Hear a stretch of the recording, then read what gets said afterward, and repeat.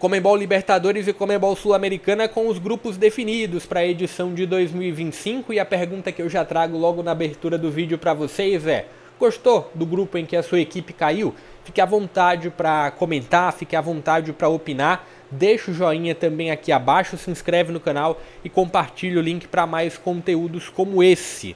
Já vou abrindo aqui a arte, vamos trabalhar sobre os grupos dos brasileiros, tanto na Sul-Americana como na Libertadores, tentar cravar aqui o grupo um pouco mais complicado, quem tem a vida um pouco mais complicada, e trazer uma avaliação breve, uma avaliação superficial sobre as duas competições. Aqui tem a da Sul-Americana, aqui tem a da Libertadores. Bora começar com a segunda competição da Conmebol. Os valores por premiação, eles ainda não foram divulgados.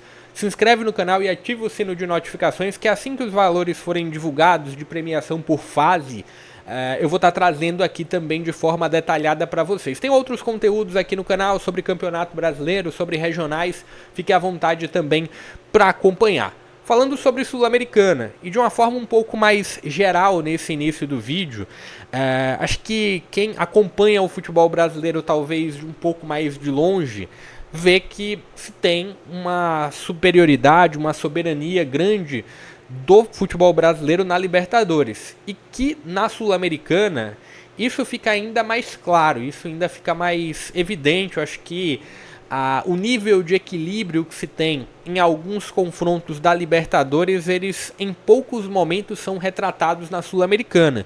E isso fica muito claro quando a gente olha para as temporadas do Campeonato Brasileiro de 2024, de 2023, 22, 21 e vê como alguns brasileiros que não vão bem no Brasileirão, como eles conseguem desempenhar bem e chegar longe na Sul-Americana. Exemplos são vários, né? O próprio Cruzeiro em 2024, a gente viu como o Cruzeiro era instável no Brasileirão e com mudança no comando técnico, um Cruzeiro com muitas reformulações e sem ajustes durante o Campeonato Brasileiro, e chegou à grande decisão da Sul-Americana.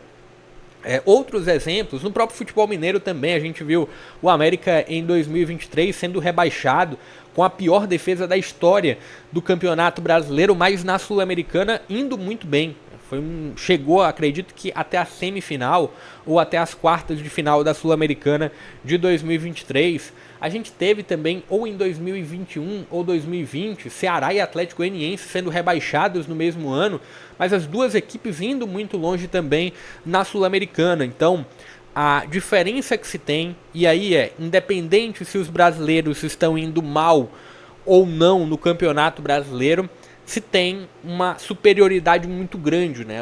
A régua, a balança, ela tende muito mais a ir para as equipes brasileiras, e entendo que nessa Sul-Americana isso tende a repetir também. Temos Vitória, Corinthians, Grêmio, Cruzeiro, Fluminense, Vasco e Atlético Mineiro como os representantes brasileiros, o Corinthians vindo da pré-Libertadores. E começando a avaliação, serão avaliações bem superficiais, tá, pessoal? Começando com o grupo B, a gente tem um Vitória que vem tendo um bom início de ano.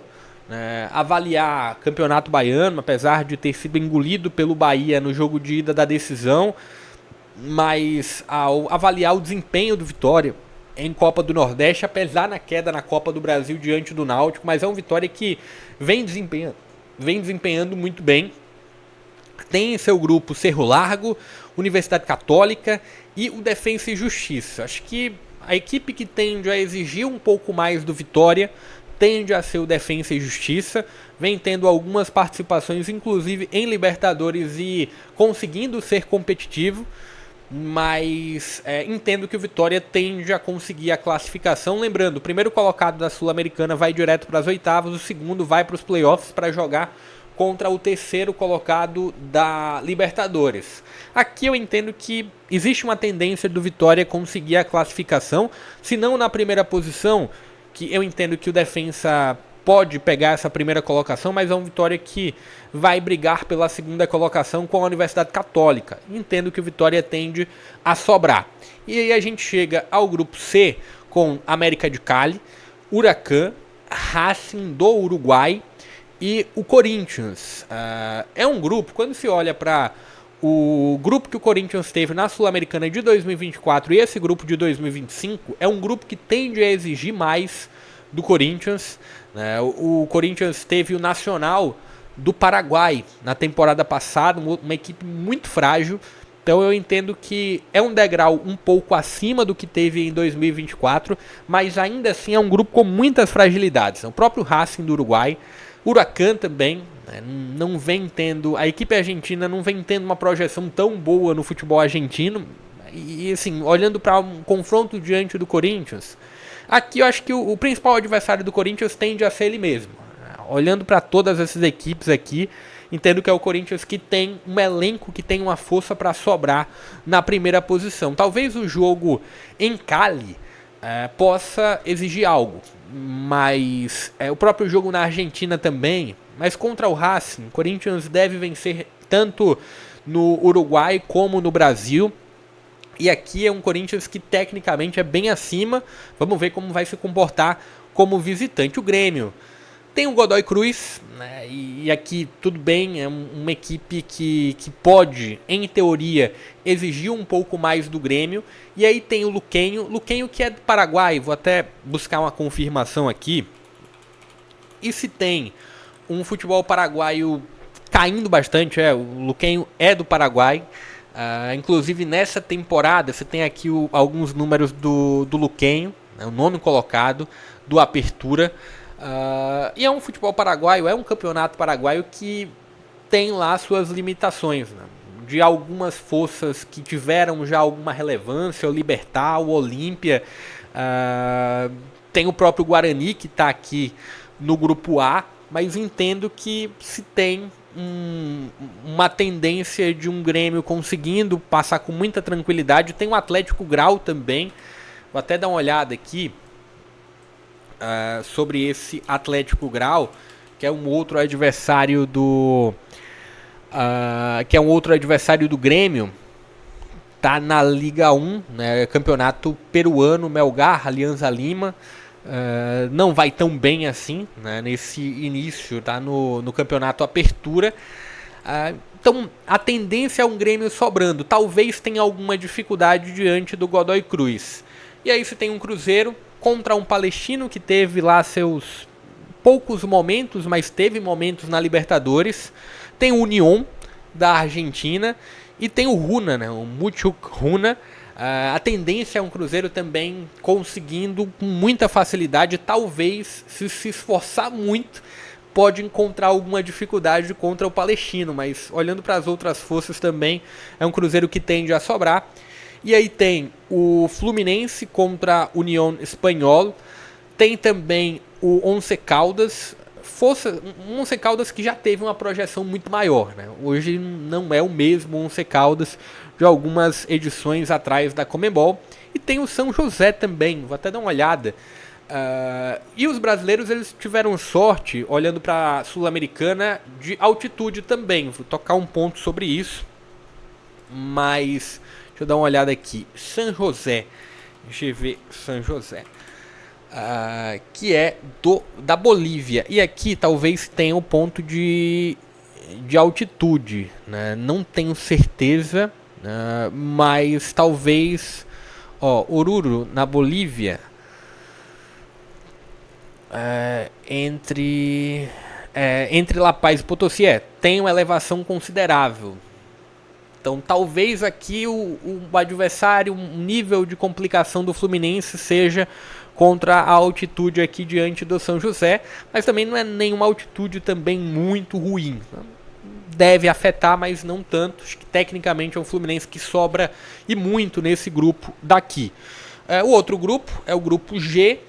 E aqui eu diria que o brasileiro que menos deu sorte na Sul-Americana foi o Vasco, porque tem o Lanús e tem o Melgar. Tem o Porto Cabello também, mas as preocupações do Vasco aqui são com o Lanús e com o Melgar e com o próprio Vasco também. Sabe do projeto Vasco de 2025, eu ainda não consegui ter tanta confiança. O próprio Campeonato Carioca, que não é lá um grande parâmetro, o Vasco demonstrou alguns sinais de fragilidade e os passos que o Vasco vem dando depois do resultado ainda não me convencem tanto assim.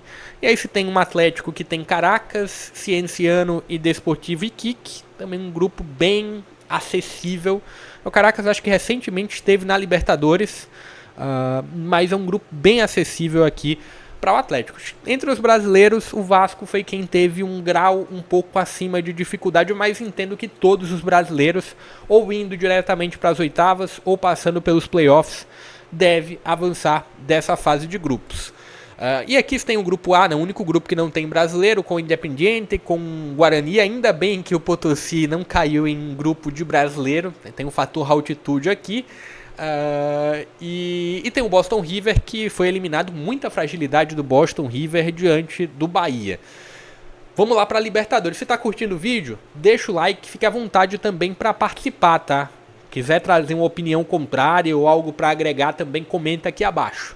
Bora lá falar sobre a Libertadores, porque temos no grupo A, Botafogo, atual campeão sempre na outra edição, na edição seguinte é o cabeça de chave do grupo A.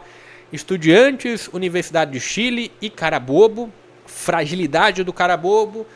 Universidade de Chile também entendo que deve ser a terceira força, e se tem o Estudiantes que pode preocupar, se tem um Estudiantes como talvez é a segunda força do grupo, um Botafogo que em 2025 ainda vem buscando alguns ajustes.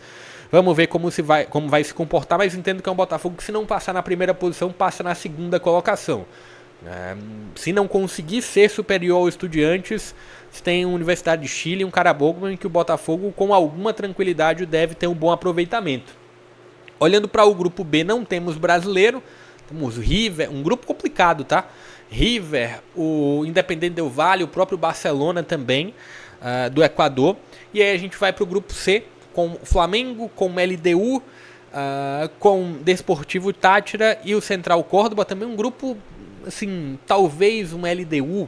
Deixa eu até ver o que a LDU vem aprontando nessa temporada de 2025. Não vem lá muito bem no futebol equatoriano, mas eu acho que ainda não pode ser utilizado como um retrato para a Libertadores. Mas entendo que aqui tem uma LDU que talvez possa gerar alguma dificuldade. Mas é um Flamengo que tende a se classificar na primeira posição. É claro, tem todas as condições de Campeonato Brasileiro, calendário, mas enfim, aqui o Flamengo deve passar na liderança. São Paulo, Libertad, Talheres e Alianza Lima. Talheres que foi do grupo do São Paulo na edição passada. Sempre é chatinho, né? Você tem o histórico do Brasil e Argentina. Você tem o Libertad, falei sobre o futebol paraguaio, e o Libertad é uma das grandes forças, assim como o Olímpia, mas ainda assim, e tem o Alianza Lima, acho que é um grupo que, olhando para as outras ligas, é um grupo que exige algo, tende a exigir algo do São Paulo, mas que ainda assim, tecnicamente, se tem um São Paulo degraus acima. Mas olhando entre os brasileiros, é um grupo mais complicado, com certeza, do que o grupo do Flamengo. E também acho que é mais complicado do que o grupo do Botafogo. A gente chega aqui para o grupo E, Racing, Colo-Colo, Fortaleza e o Bucaramanga, o Atlético Bucaramanga. O Racing tem esse ponto do Brasil e Argentina. O Colo-Colo já viveu momentos melhores. O Colo-Colo que em 2023 jogou a Sul-Americana.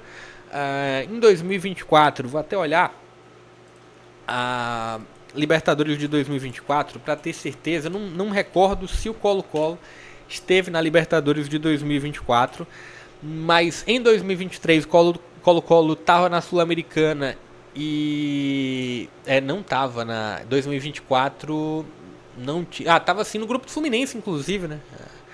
Conseguiu a segunda posição, mas também recai naquele ponto da Liga Chilena. Eu falei da Liga Paraguaia, mas também se tem uma Liga Chilena. E o fator Colo-Colo, que já viveu, assim como, por exemplo, eu trouxe do fator talvez eu esteja fazendo uma comparação de períodos muito diferentes, mas assim, Once Caldas já teve, e de realidades diferentes. Assim, Once Caldas já viveu o melhor momento histórico, Colo-Colo já viveu o melhor momento histórico. Enfim, entendo que aqui é um Fortaleza que tende a conseguir a classificação, né? Ou na primeira ou na segunda posição. O grande adversário é o Racing. Grupo F tem o Internacional, tem o Bahia também, né? Inter e Bahia, os dois brasileiros. E isso é possível porque o Bahia veio da pré-Libertadores. Então temos dois brasileiros no mesmo grupo.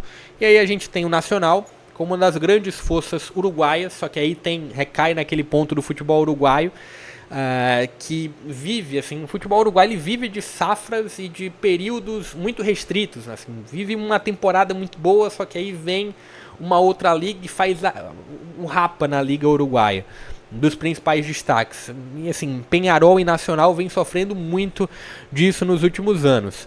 E tem o Atlético Nacional, que tem um histórico contra brasileiros, né? Um Atlético Nacional que, acho que 2016, teve uma boa Libertadores, foi o campeão da Libertadores. Deixa eu ver se estou falando besteira aqui. Foi campeão, jogou a final, né, contra a Chapecoense, não jogou a final contra a Chapecoense da Sul-Americana, mas não foi um Atlético Nacional que foi campeão da Libertadores em 2016. Só que de lá pra cá não apresentou mais nenhuma outra boa campanha.